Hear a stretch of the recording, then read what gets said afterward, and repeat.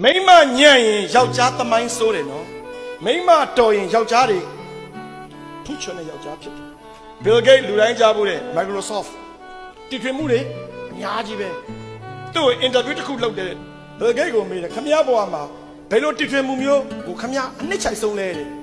လူရထင်တာပေါ့ဗျာသူထွင်တဲ့ဘာပြောမလဲဆိုတော့ Bill Gates ပြောတာတခွန်းနဲ့ပဲပြောတယ်ကျုပ်တည်ထွင်နိုင်မှုထဲမှာကျုပ်အကြိုက်ဆုံးကတော့ဒီမိန်းမကိုရတာပဲတဲ့မိန်းမတော်တော့ယောက်ျားမညံ့ဘူး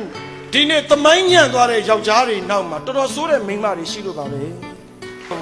သိတ်တော်တဲ့မိန်းမဥဆောင်တဲ့အိမ်တိုင်းကတော့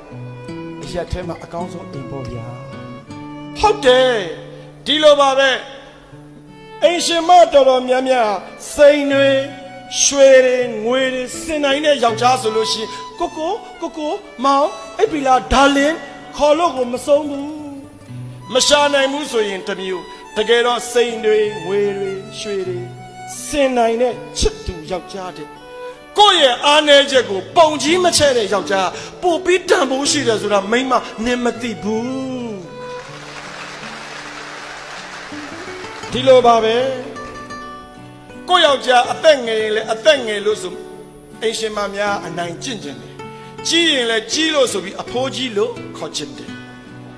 ငွေရှာလို့မရဘူးအသက်လဲကြီးရင်အထင်သေးချင်တယ်ကိုယ့်ယောက်ျားဟာကိုယ့်ရဲ့အသက်ကြီးတယ်ငယ်တယ်ဆိုတာတဲ့အသက်အရွယ်နဲ့မျှတဲ့ရှင်းချက်မှုရှိတဲ့ယောက်ျားကိုပိုင်ဆိုင်ထားရတာနင်တရားမင်းရထားတယ်လို့ပဲလို့နင်မသိပါဘူးဟဲ့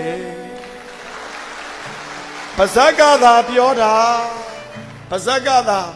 စိတ်ထဲကနေပြောနေတာမိမကြားအောင်မပြောရက်ဘူးဒါဟာအချစ်အိမ်တော်ဦးစီးများရဲ့အချစ်ဒါကိုမိမတွေကအနိုင်ယူချင်တယ်မိမယောက်ျားတဲ့ကောင်းတဲ့အကြံဉာဏ်တွေလည်းရှိပါတယ်အဲ့ဒါကတော့ခိုင်းတတ်တယ်အမိန်ပေးတတ်တယ်